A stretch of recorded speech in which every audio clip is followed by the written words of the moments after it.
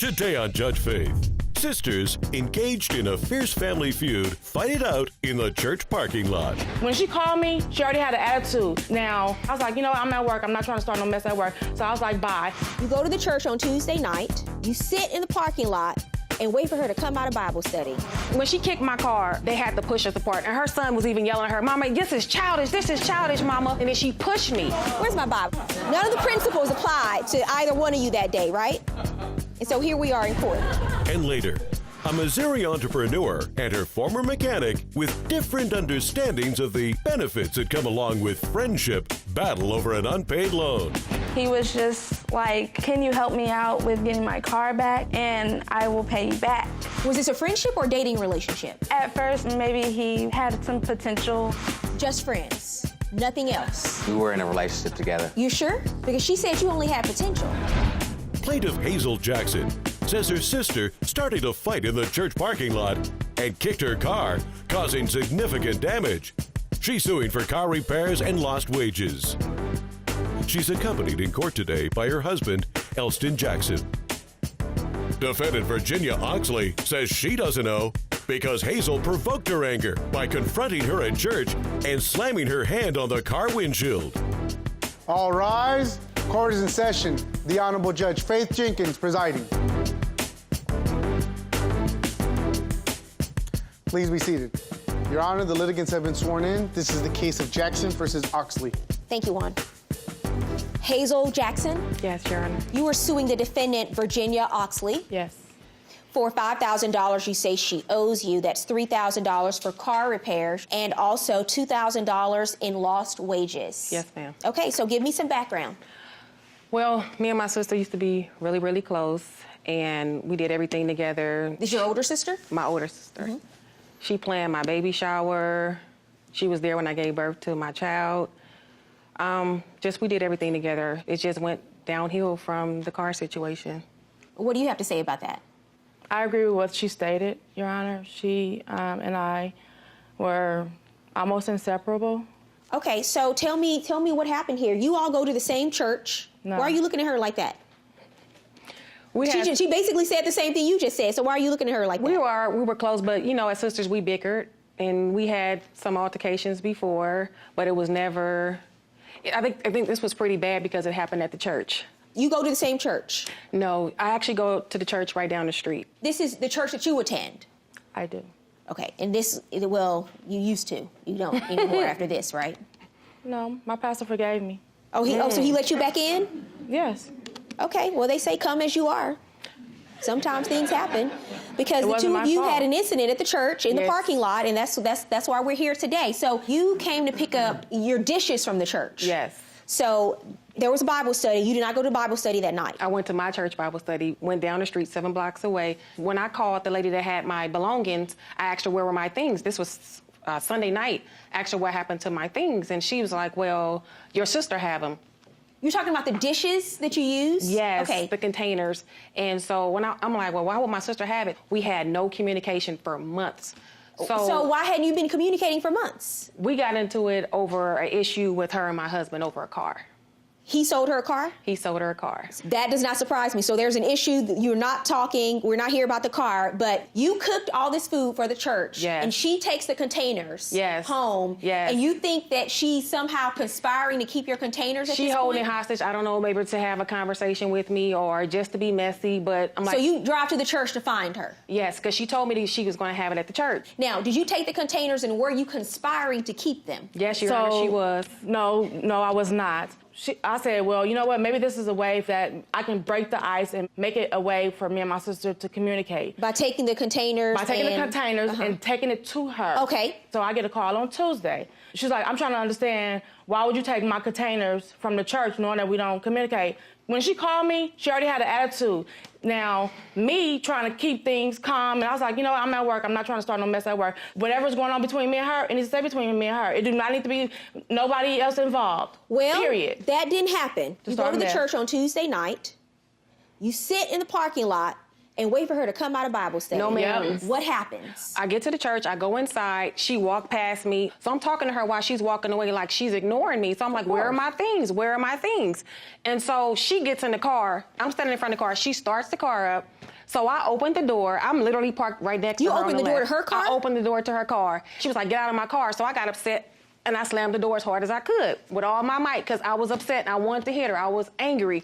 So I got in the car next to her, my car, and I was telling my husband what had happened. So delayed reaction, she comes out of the car and she hits my window and it's like, you got a car too, Hazel? And I was like, whatever. So I get out the car, I'm upset. By this time, people start coming out of the church. So I come back outside. My nephew is getting all the stuff out of the trunk. And it made me angry because she had my stuff and wouldn't even tell me. So what did you do? So when he gave me my things, I walked by her car, hit the window as hard as I could, and I called her stupid. Okay, and what happened after that? After I said, I went back in the car. So far, you're starting all of this. So, and what do you think is going to happen next? What happened next? I don't know. She gets upset, and she just, hi-ya, my car. And kicked your car. She kicked the side of the car because she was angry. She damaged your car. She put her, like, almost her whole foot in the side of my car. After you slammed your hand on her car. I hit her car with my hand. She kicked your car. Yes. And now you want to sue for $3,000 in damages. Yes. All of this after Bible study. Coming up, the sisters disagree over the details of the parking lot battle. I swung at her twice, and they were pushing us back. Oh, so you swung at her? Yes, because she pushed me. They held you back? She pushed me. And later, Missourians argue over money exchanged during their situationship. I'm stressed out. I don't know what to do. My car got took. She responded back with, yeah, I got you. Don't worry about it. You never told her, I will pay you back? Plaintiff Hazel Jackson says Virginia kicked her car in a fit of rage. She's suing for car repairs and lost wages. Defendant Virginia Oxley says she doesn't know because Hazel started the fight by confronting her at church. I have pictures if you like to see the damage Can in I my tell car. my side now? You don't have a side. My side is the the truth. damages to the car? Uh-huh. Yeah. I don't think she's denying it. I don't think she's denying it happened. Yeah, no damage to her windshield when I hit her windshield. Maybe you're not as strong as she is. Did the two of you have a physical fight in the parking lot? It almost got to that. When she kicked my car, I came around and they had to push us apart. And her son was even yelling at her, Mama, this is childish, Mama. And I'm like, exactly. And then she pushed me. You want to put him in our stuff? No, I didn't. Sir, No, I what are you a didn't. witness to? Hi. Why is he here? Because he's my husband. You saw the incident? Yes, I was actually in the car. First of all, let me say I'm a real big fan of yours, and it was my idea that they bring this to you. Hopefully, they can have some resolution and come together like they used to. Well, I don't know, sir, because they just left Bible study. Yeah. And this happened. What can I tell them that the pastor didn't already tell them? Yeah, but what's going on? There's some bad blood between them. It's been going on for a while, in my opinion. I think there's a little bit of jealousy on the part of the older sister with the younger sister, and she probably thinks the same thing about. But the thing is, I was sitting in the car. I was sitting in the passenger seat of the car. The car shook like crazy when she kicked it. She kicked it really hard, and I got out and I said, Virginia, that's my car too. What my wife did to her car didn't warrant what she did to our car. Thank you for that background. So why did you were so upset you went and kicked her car? So no one here was willing to turn the other cheek, right? No one here was willing to do that. No one here was willing Your Honor, to. I tried. A soft answer would turn away wrath. None of this applied to y'all. I tried. None of the principles. Where's my Bible? Do I have it here? None of the principles applied to either one of you that day, right? And so here we are in court. Two sisters fighting in the church parking lot. Yes. You got banned. You can't cater anymore. You can't cook any food anymore for the church. Until they told you not to come back. And I'm not going to apologize. And you're not apologizing. She owes an apology, not me. You don't think you owe an apology because you're the one that started this. Don't slam her car door. Don't slam your hand down. Don't provoke a situation. I don't understand why two sisters who are, you're both in your 30s can't talk about these issues. Clearly there's an outstanding issue with the car. What do your other family members have to say about this? They're not pleased. Ma'am? Miss Oxley.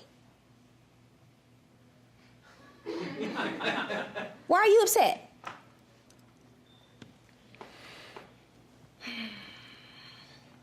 Your Honor, I love this girl. This is my sister. This is my blood sister, same parents, okay? And yes, it happened at my church where I have to see the people every service. I am a leader in that ministry. So how is, the people under me gonna look at me? I really tried to not go there with her. Mm-hmm. No, both of you should have practiced self-restraint. There's no question about that here. But here's what we're going to do in the case. You're suing her because you say she's the reason that you lost catering business from this church, and I'm telling you she's not. You are the reason because of your actions. I'm not going to hold her responsible for kicking your car when you started it, when you started this entire incident. So your claim is dismissed. I'm not ordering her to pay you any monetary damages. You pay for your own damages to your car. Good luck to all of you. Thank you.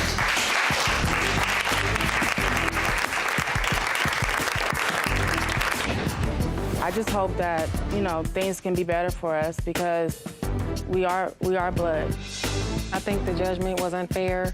I feel like what I did didn't warrant my sister to kick my car, and I feel like she should pay for it. We're always interested in what you have to say about our cases. Write us with your thoughts or comments. You can find us on Facebook, Twitter, or my Instagram. I look forward to hearing from you. Plaintiff Lakeisha Brown says she was helping the defendant out in his time of need and always expected to be paid back. She's suing for a loan and stolen funds. Defendant Domingo Jones says he doesn't know because Lakeisha was his girlfriend and they spent money on each other throughout their relationship. Lakeisha Brown. Yes, Your Honor. You were suing the defendant Domingo Jones. Yes, ma'am. For $1,500, you say he owes you. $1,200 you say is a loan. $300 you say he stole from you. Correct. Correct? Okay, so why don't we start from the beginning? Give me some background. How do you know Mr. Jones? I met him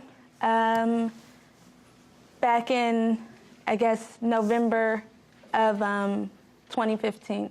Okay. He was working at the car shop where I went to get new tires. Okay, what do you do? Are you a mechanic? I was. You were at the time? Yes. All right. Was this a friendship or dating relationship? We were friends. So just friends, no dating whatsoever? No. Did you like him? Were you interested in him? At first, maybe he had some potential. There was some potential there. But over time, I decided that it was just best to be friends. Okay, so the two of you never dated? No. Okay, and what do you say, sir? We were in a relationship together. You were in a relationship? Yeah. Or she was your girlfriend? Yes. Okay, you sure? Positive. Because she said you only had potential. No. So the two of you went out on dates, you had an intimate relationship, that's what you're telling me? Yes, ma'am. For how long? Ended, I want to say, in maybe March of this year. So you said you dated from when you met her last year? No, not right off the back. I'd probably say we got together January, maybe. So you dated for 3 months? Something like that, yes. Is that true? No.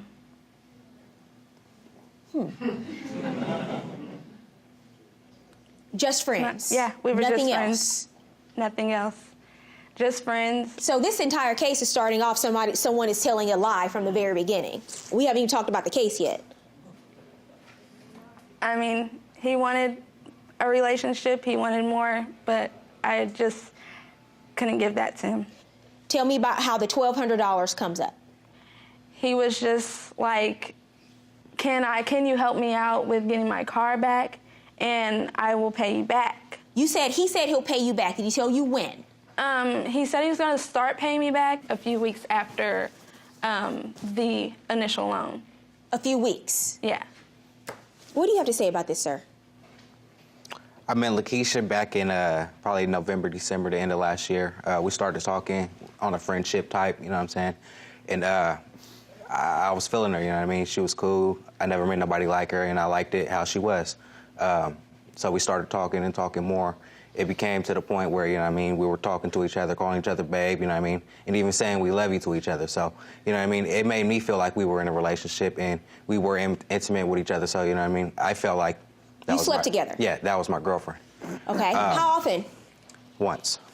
Okay. Once. You say that's not true? I don't know why he's thinking that I was his girlfriend. No. You skipped over the question I just asked you. You slept together, yes or no? A time. Okay, that's a yes. Yes. Coming up on Judge Faith, the story of the stolen ATM card is explored in more detail.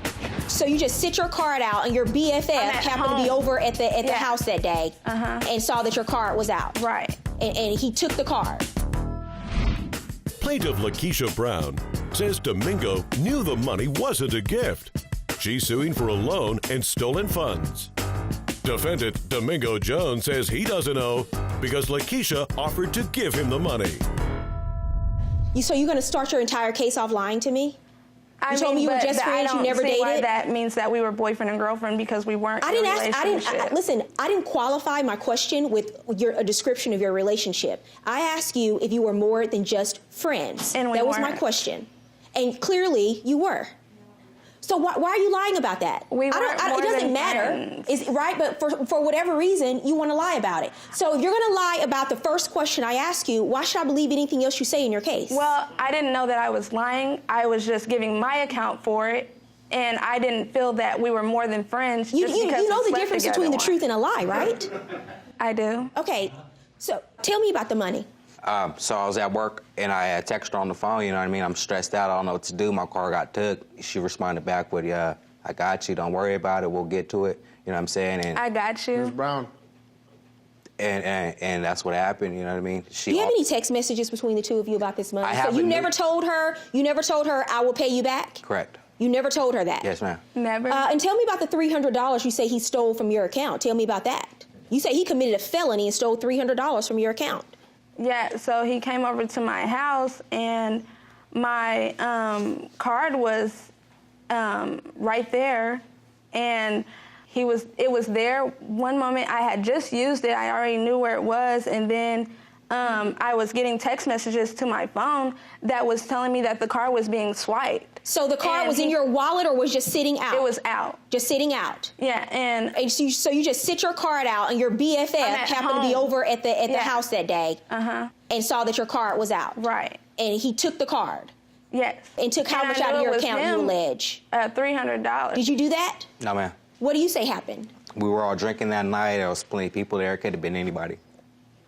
No. What? Let me see the text messages between the two of you. It happened morning. That wasn't at night. That was morning. What time of the morning? That was like around 10 a.m. So what was he doing at your house at 10 a.m.? Oh, was that the time the two of you were together? No.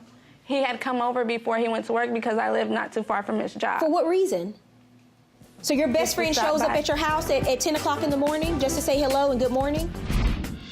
And now, Judge Faith rules. May I see the text messages? Who has their phone? I do. May I see the text messages from March, please? Here are the text messages from March. Did you ever text her that you were going to pay her money, sir? No. I want to see the text messages on the phone. Do you have any messages on your phone? I did. I have a new phone. What is this reference to the police? That was me letting him know that I had contacted the police. About what? About the money that was stolen. You reply to him, your best friend, the one that you had one time, you say the two of you were together, but this is your best friend. Okay, I'm not going to bring the police in. I want to work things out with you. I care about you a lot. I love you. That's what you write to him? Yeah. All right. I don't believe either one of you, frankly, but I definitely don't believe you. Judgment in this case is for the defendant.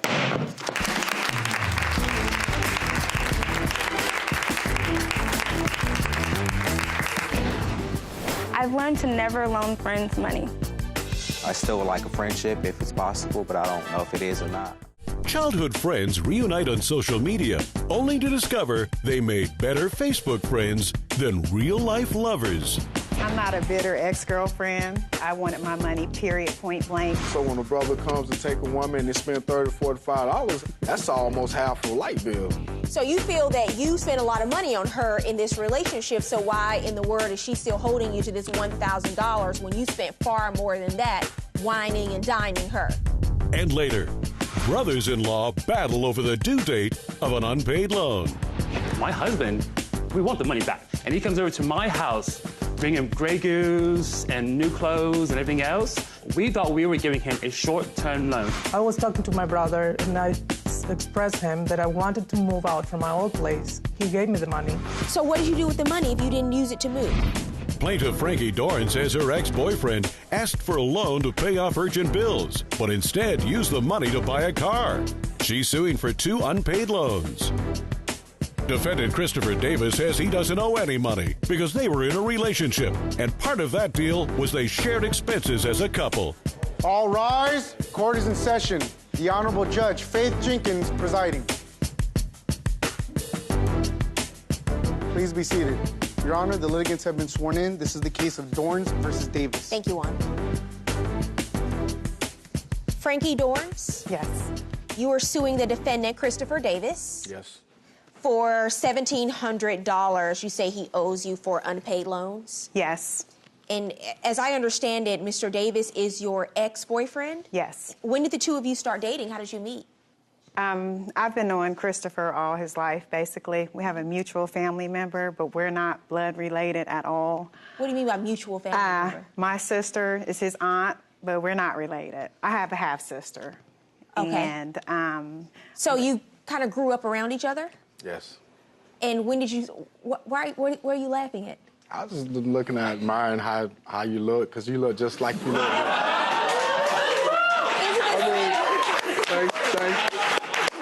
Thanks. Sir, Mr. Davis, isn't this why you in court right now? This is part of the problem. It was just that maybe they don't know why I said that. It's because you was Miss Louisiana in 2000, and then you went to be Miss Universe. Okay, Mr. Davis, you did your homework. I understand. You did your homework. I appreciate that. See, you try to get brownie points, Juan. You see what I'm saying? All right, Mr. Davis, I hear you. You read the Wikipedia article. That's what you're telling me. All right. So now tell me about your case. So when did the two of you start dating? When I went on the road, I worked for a crew that go on the road. We fix up and repair barns and stuff like that. Since I was up there and had nobody to associate with, didn't know. Up where? Up in Ohio. Okay. She was on my Facebook. She contacted me, and I told her to come through, and we can go hang out and stuff like that, catch back up on the old times. And so she sent you a private message on Facebook, and that's how it all started? Yes. It wasn't like private, but it was like a post telling me, you come to Ohio, this is where I'm at. Okay. And then the conversation went on from there. It's all about the social media connections. Yeah, social media. So the two of you dated, it didn't work out, but what happened? He didn't repay me my money. And that's why the two of you broke up? It started to deteriorate over money. Okay, how would you describe the relationship when the two of you lived together? She did at the time. It was a seasonal job, and my boss had made a lot of money, so he didn't want to go out for the winter. Mm-hmm. So we had, after this winter storm, it had created a leak up under my house. Mm-hmm. This is in South Carolina? Fixed. Yes, ma'am. I thought it was fixed, but it wasn't. Obviously, one of the pipes was still loose, and it caused my water bill to go up. So I asked her, could I borrow $700 from her? Because when we was in Ohio, I took her out to nice places. I did nice things for her. You know, all on my expense, you know. I bought her clothes. Of course, you're dating, so you're paying for dates, right? Yes, okay. that's the way. That's usually what a lot of guys do, the good ones anyway. Coming up, are the exes really over or just finding reasons to reconnect? Do you still care for him? I do a little bit. Are you happy because you're in the same room with him again? I see how sure she is, you know.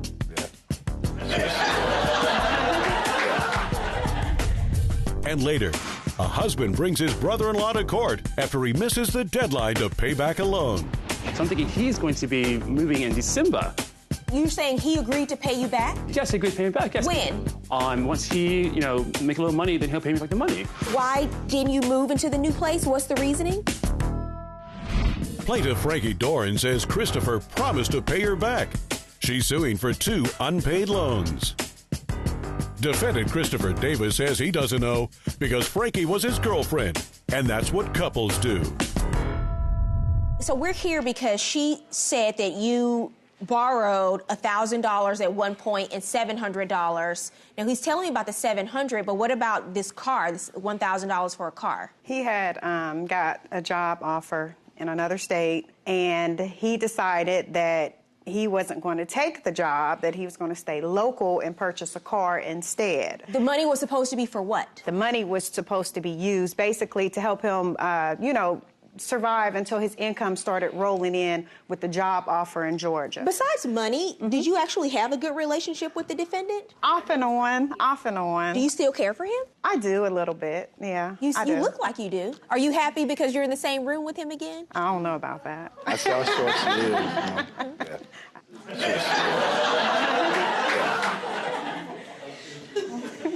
What's your defense for not paying her the $1,000 for the car? I mean, she... Usually when you start off with "I mean," it's not a good sign. Yes, I mean, I just don't feel like...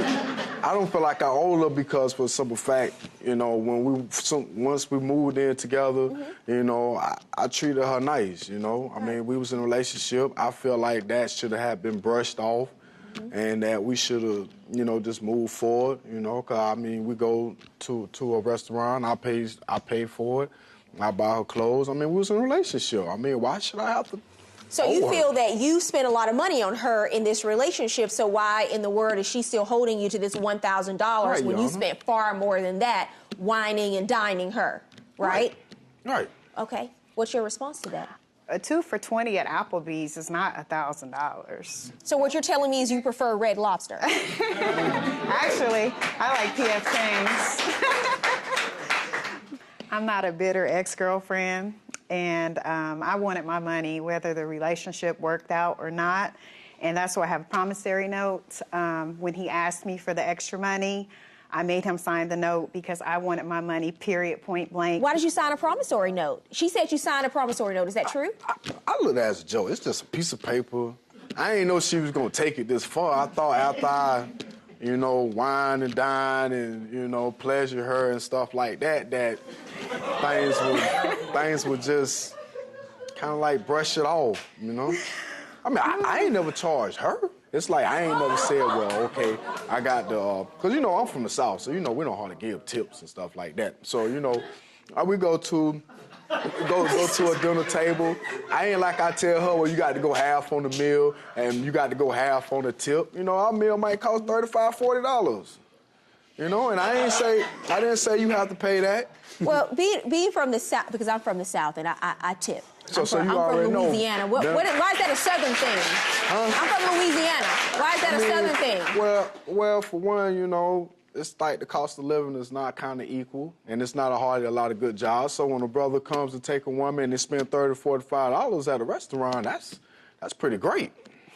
You know, that's almost half a light bill. So. Okay. And I never charged anything. Promissory note, please. Half of a light bill.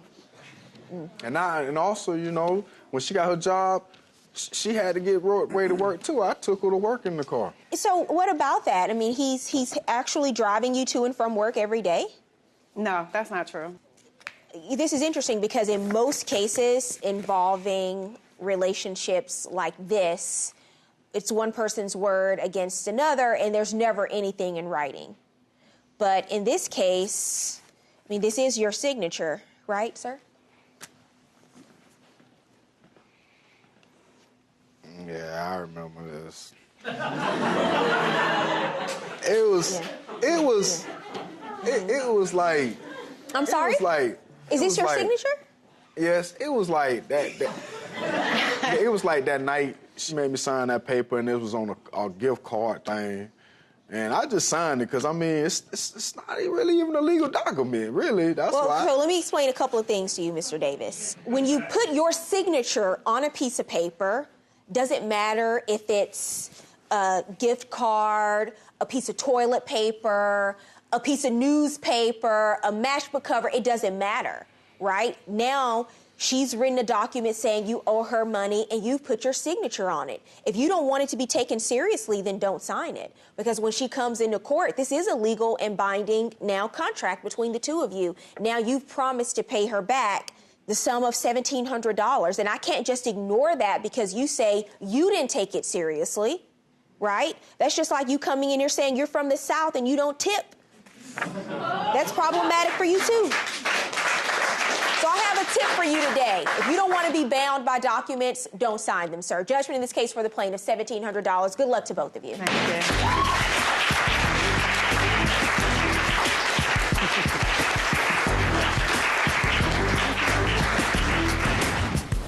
We give tips down there in the South. It's just that we don't give no big tips like that, you know. He was going to pay me back in 2014, 2015 with his income tax. He never paid me back, and I'm just glad that Judge Faith took care of the situation and it's done and over with. Plaintiff Connor O'Brien says he loaned his brother-in-law money to move, but instead he used it for a trip to Vegas and then refused to pay it back. He's suing for an unpaid loan. Defendant Pedro Lira says he doesn't owe any money because he's still looking for an apartment, and family should not sue family. Connor O'Brien? Yes, ma'am. You are suing the defendant Pedro Lira? Yes. For $2,900 you say he owes you in an unpaid loan. Yes, ma'am. Okay. How are the two of you related? He is my husband's twin brother. Okay, yes. Got it. So tell me what's going on here. Well, me and my wife don't really. I call him my twin brother because I don't want to call my brother-in-law because he's just kind of a bipolar Mexican. He goes up. What? Yeah. But what does that have to do with him being Mexican? I just. Just want to throw out a racial slur? No, not really. I mean, he's Mexican, though. He is technically Mexican. Like, right, but calling him a bipolar Mexican means what to you? What's the difference between a bipolar human being and a bipolar Mexican is what I'm trying to ask you. Oh, nothing. It's exactly the same thing. He's just a bipolar human being then. Not off to a great start, are we? Yes, no, not at all. So why don't we leave out the name calling? Oh, yes, you tell me about your case. Okay. So yes, this is my husband's twin brother. He's an okay person, but he's not someone I actually will hang out with. His personality and the way he acts and his behaviors and the way he treats people, I don't agree with it. So why don't you give me some background? Do you like your brother-in-law? Not right now. So everything started months ago. When I was talking to my brother and I expressed him that I wanted to move out from my old place. He went and talked to him, and then he gave me the money to move out. You asked him for money to help you move, and he gave you money? I was talking with my brother. He gave me the money. Okay, so you never had a conversation with him? Coming up on Judge Faith, the contract is called into question. Did you put anything in writing? Yes. You put something in writing? I don't remember this. So is your signature forged or not? Plaintiff Connor O'Brien says Pedro is taking advantage of his kindness. He's suing for an unpaid loan. Defendant Pedro Lira says he doesn't owe because the money was for an apartment, and he hasn't found one yet. And so the two of you agreed to, as you say, loan him the money to move into the new place. Yes. And so why didn't you move into the new place? What's the reasoning? Because the landlord went and hired the rent. So what did you do with the money if you didn't use it to move? I've been using a little bit, but I still haven't moved. I'll pay him back when I move to another place. Have you talked to your brother about this? Yes. And what has he said? He just wants to stay out of it because since he's been harassing me to pay back. Has your brother asked you for the money? He's fine with it. So he's never asked you for the money? No, but because of him, now if we hang out, he gets mad. I don't want to put my brother in a situation he has to choose sides. Okay, you're suing your husband. It's not even a part of this lawsuit. The two of you agreed to loan money to Mr. Lira together, and he says he's going to move at the end of the summer, and the deadline for him paying you back is when he moves into a new place. So why should I enforce this now? This lawsuit seems to be premature. My husband, we want the money back. No, we want our money. You can't say what your husband wants because he's not here. I know my husband, we both want the money back. We thought we were giving him a short-term loan. He found a place. Did you put anything in writing? Yes. We put something in writing when he did not move into the place, and I was like, why hasn't he moved into the place? You put something in writing? I did not. What do you say you have this in writing? Here we go. In December of last year, when he did not move into the place, and he comes over to my house, bringing Grey Goose and new clothes and everything else. Don't come to my house with Grey Goose. He knows I'm a Costco kind of person, and no offense at all. You just drink it and you piss it away. So if he has enough money to come and bring Grey Goose, and do you not understand where you are today? You think you're talking to one of your homies, one of your friends back at home? No, I do not know. So why don't you watch your language? Oh, sorry about that. Then I'm sorry. I didn't know was a bad word. Do you think it's appropriate for court? No, sorry. But I had him sign that because we're like, you know, he hasn't returned any of the money and he hasn't moved to the place he found. And so when he's come around bringing all this stuff around to our house, I had him sign this saying that, hey, please bring us. Is this something that you recognize and you're familiar with and that you signed? Because you say you don't know anything that's written. I don't remember this. So that's not your signature? It is, but I don't remember this. So in your statement to the court, you said that you didn't have any type of agreement regarding paying the money. The agreement was paying back when I move out. So is your signature forged or not? What do you mean by forged? Either you did or you didn't sign an agreement. Which is it? Coming up, Judge Faith rules. And now, Judge Faith rules. Here's where we are. We have a document here that you allege is signed by the defendant. The defendant does not have any memory of entering into a written agreement, and he stated in his statement to the court that there was no written agreement between the two of you. And even in this written agreement, it says, please start paying soon. There are certain elements to every contract in order for me to enforce it when you sue. One of those elements is your lawsuit needs to be timely, meaning the money is due under the contract when you come into court. This agreement doesn't have a time frame as to when the money is due. It simply states, please start paying soon. So what is soon? That is the question. Is soon when he decides to move into a new place? And he says he's going to start moving into the new place? Because what I could do is enforce a judgment now and you still won't get your money because at the end of the day, I think he spent it. What I'm going to do is I'm going to dismiss this lawsuit without prejudice. And if he doesn't pay you by the end of the summer, then you can refile. My suggestion to you is if you're going to come into court with a written document and you say it's signed by him, you need to bring in independent evidence, a signature evaluation that this is in fact his signature if you want to convince the trier of fact that you have a legitimate document here. Your case is dismissed without prejudice.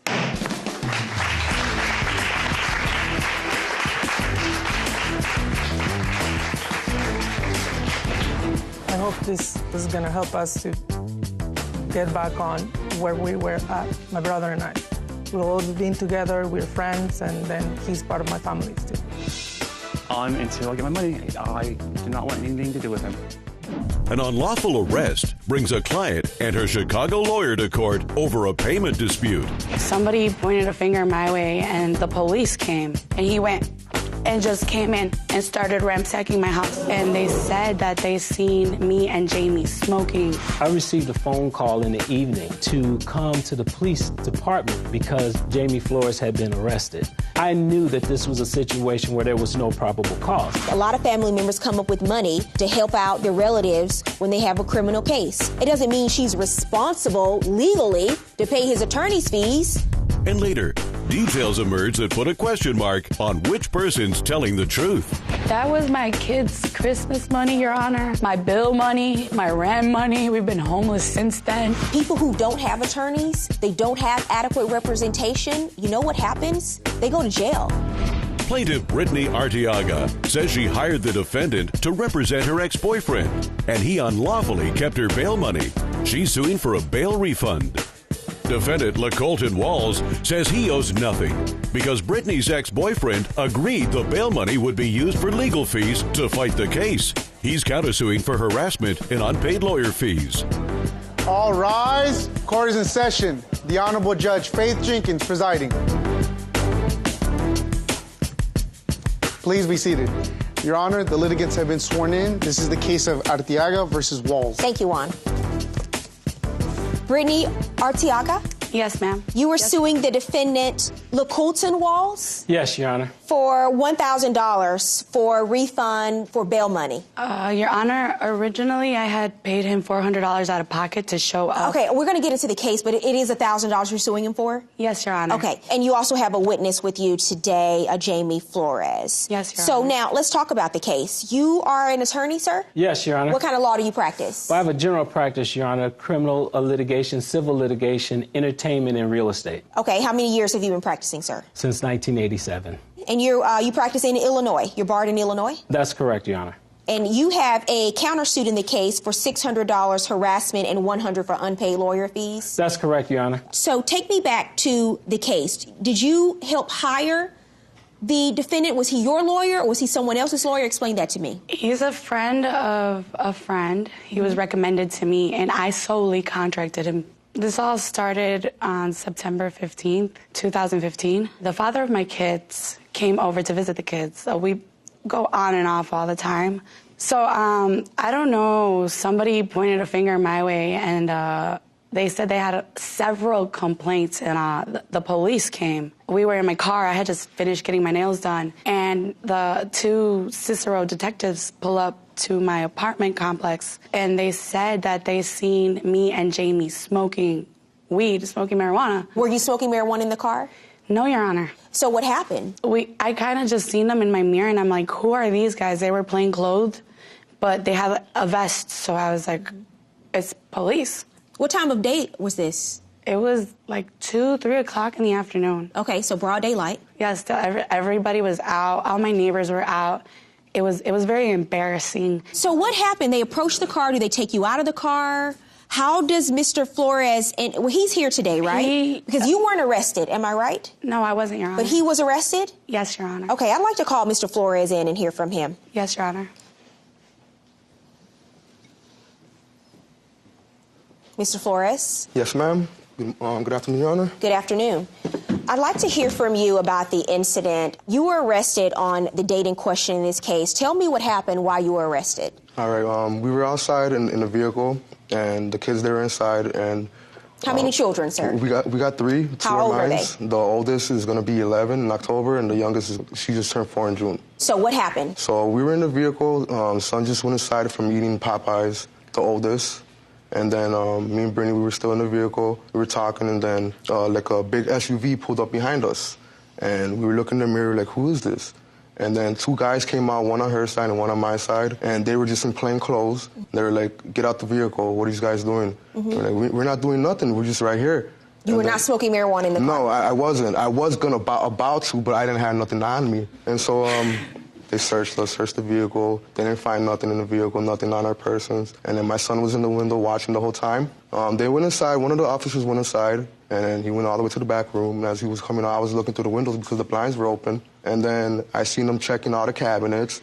Opening the cabinets in your home? Yeah, opening the cabinets, yes. And, okay. And then the last cabinet, that's where I had my marijuana, because at the time I was smoking. I quit because of the incident. So he searched your home. And he didn't have no warrant. He did not ask me to search. Without a warrant. He kicked the door open. Like he said, let me check on your kids. And I just slightly opened the door and I said, look, the kids are okay. And he went and just came in and started ransacking my house. Okay, and so you were arrested and charged with unlawful possession of marijuana? I had my hands on the hood, and then he checked the last cabinet, and that's when he pulled out the bag of the marijuana, and he just threw it on the hood. And I was like, that's mine, that's mine. And then we were there for like about a good half an hour, my hands still on the hood, and then more officers came, and then that's when they arrested me. And you were hired, and did you have a preliminary hearing in the criminal case, and what happened? Well, Your Honor, what happened was I received a phone call in the evening to come to the police department because Jamie Flores had been arrested. And I was called by Brittany, and I met Brittany outside of the police station. And at that time, we discussed what the pay would be, what the fee would be. And then I also went in to talk to Jamie because after listening to the case from Brittany about what happened, I knew that this was a situation where there was no probable cause. Right. Where there was a police officers that just overreaching and just searching someone on a fishing expedition to see if they could find drugs, which, of course, you well know, Your Honor, that's a violation of the Fourth Amendment rights against unlawful searches and seizures. And I asked Jamie, I said, Jamie, did you have anything on you? He said no. And so once he's standing outside in his car and they don't find anything on him at that time, because under Terry v. Ohio, they can ask him questions. They can stop and frisk him and detain him for a reasonable amount of time. And after that, they have to let him go. They even took it a step further by even searching the car, which I don't believe they had the right to do that because they asked him to get out. Coming up, the details of the arrest are explored. There was 2 cases charged, Your Honor. There was a felony possession charge, and then there was a city misdemeanor. Do you have a criminal record? Plaintiff Brittany Arteaga says LaColton unlawfully kept the bail money. She's suing for a bail refund. She's accompanied in court today by her ex-boyfriend, Jamie Flores. Defendant LaColton Walls says he owes nothing because Jamie signed off that the bail would be used to pay for his legal fees. He's countersuing for harassment and unpaid lawyer fees.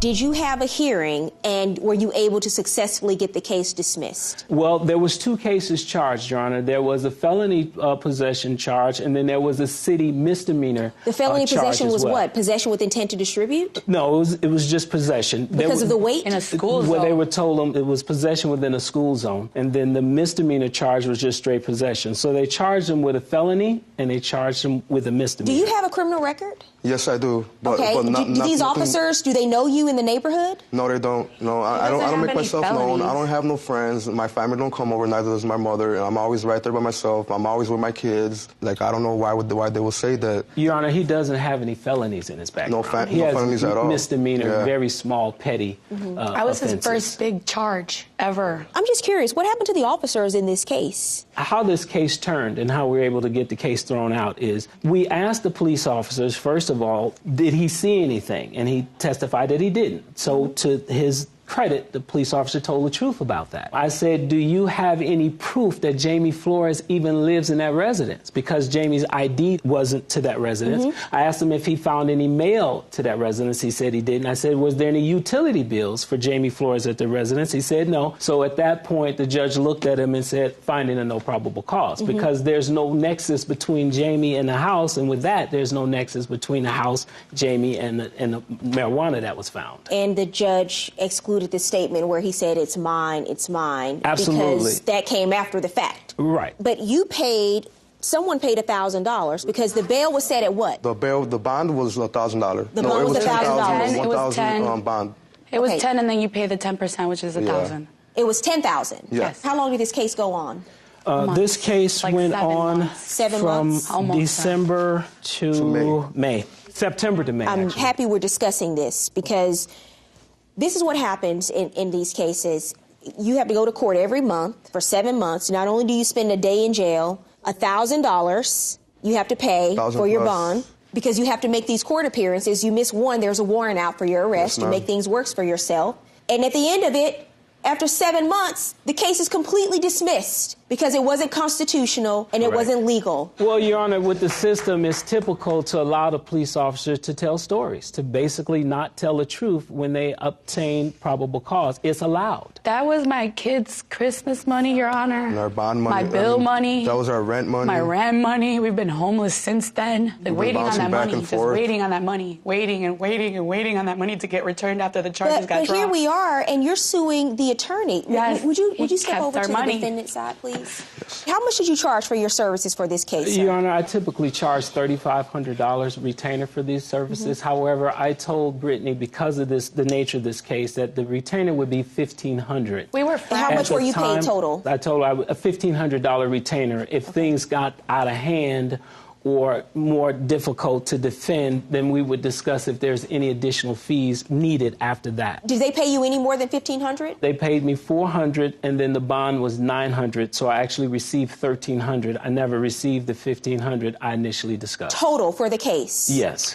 You went to court for 7 months, seven times for this case? That's correct, Your Honor. $1,300, ma'am. He went to court 7 times. No, it wasn't just that. I worked for him. This is my friend. She has a card. I used to work for him. I paid him through handling cases for him, commission for his case, for handling cases and throwing him cases. I am a bilingual interpreter. I interpreted for him, and we came to an agreement, a verbal agreement that I was going to receive my bond back. Did you agree to give her back $1,000, the bond, which is $800 at the end of the case? Never. 8. Never. Okay. Because, Your Honor, do you have a retainer agreement in writing? What I do have in writing to prove the intentions of the bond to be turned to me, Your Honor, if I may present to the court, I have a defendant's petition to turn over the bond to He signed that. He forged it. I did not sign nothing. Usually the judge asks if I want to sign the bond over to the lawyer, and the judge did not tell me that. And his last the attorney is? Yes. He's a crook and a tie right now. This document was signed in court. Coming up on Judge Faith, the representation agreement is disputed. Was there an agreement that she would do work for you in your office in exchange for legal fees? Plaintiff Brittany Arteaga says LaColton is refusing to give back her bail money. She's suing for a bail refund. She's accompanied in court today by her ex-boyfriend, Jamie Flores. Defendant LaColton Walls says he owes nothing because the bail money was used to pay his legal fees. He's countersuing for harassment and unpaid lawyer fees. Was there an agreement that she would do work for you in your office in exchange for legal fees? No. Did she work for you in your office at any point as an interpreter? Yes, she came in one time and interpreted. Why did she do that? There was a Spanish-speaking seller of a property, and we wanted to make sure that there was somebody who could speak Spanish so he would know that he was... Did she do that in exchange for anything? No. Yeah. And you are countersuing for harassment, and why are you countersuing her for $100 for lawyer's fees? He's your client. Well, yes, Your Honor, because the fees were $1,500, and I actually only received $1,300. Well, should you be suing him for that, for the remainder? $200. Both of them were involved in this process, and then next, Your Honor... Come on now, Mr. Walls, you know this. A lot of family members come up with money to help out their relatives when they have a criminal case. It doesn't mean she's responsible legally to pay his attorney's fees. He's the person who has to pay his attorney's fees. He's the one that owes you another $200. Only if she takes responsibility. But you don't have a retainer agreement where she did that. That's correct, Your Honor. And the harassment is because of what? Your Honor, over a course of 4 or 5 days, when I initially had this discussion with Brittany regarding this, she was texting me and calling me and texting, you know, all throughout the day, all throughout the night, not allowing me to finish working. Yes. Would you hand that to my bailiff, please? Yes.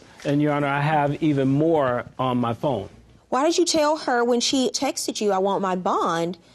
And you wrote back, soon, it's coming? Your Honor, that comment was not regarding the bond that I received 5 months earlier. I received that bond in December. She had called several times about different issues. I had no idea what she was talking about. And when I found out what she was talking about... But it says, I want my bond, and that was on July 7th, and then the next day there's a ?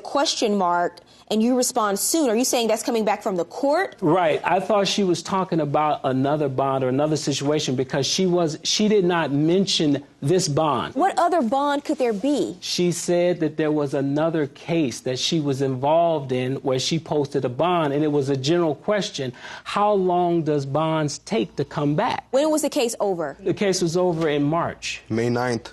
My mother's birthday. May 9th. May 9th. So this came months later. And so I really didn't know what it was she was talking about until she called me.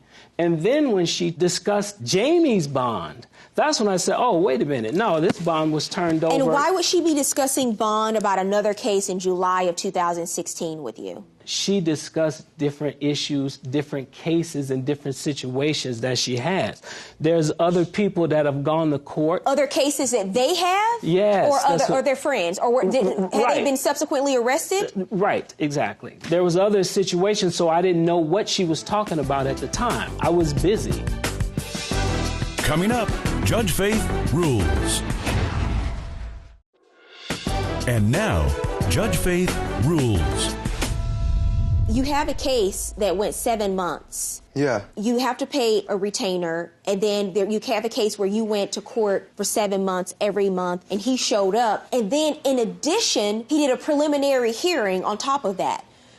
Do you know that it's not uncommon for attorney's fees for a criminal case like this, at a minimum, to be $10,000? Yes, I for that understand kind of that, Your Honor. representation? Yes, I understand that. $20,000 easily? But they're friends. They were friends before the case. Sir, everybody has to work for a living, right? Nobody works for free, okay? Yes, I understand so that. I'm just telling you, I have no idea what the breakdown is, but you had a criminal case where you could have went to jail and it was completely dismissed, rightfully so. But I'm telling you, in a lot of those cases, people who don't have attorneys, they don't have adequate representation, you know what happens? Yes, they ma'am. go to jail. There are a lot of people sitting in jail right now with similar circumstances to yours because they didn't have adequate representation. I understand why she paid the money, right? This is happening. This is right around the holidays. You get arrested. You're the father of 3 children, and she wants to get you out of jail.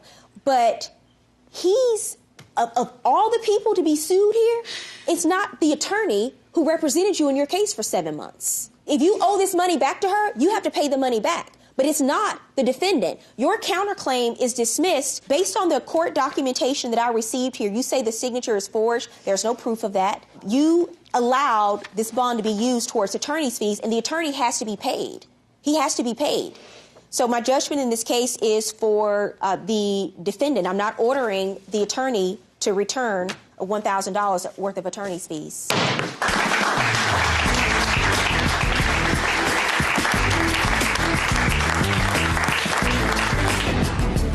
Well, I think if she had looked more clearly through all of the texts and also looked at the texts in the phone, she would have saw that there was a constant pattern of calling and harassing, which would have justified a judgment in my favor. When you lend money, you lose friends because you put your most into things. You do it out the kindness of your heart, and people don't always pay you back like they're supposed to.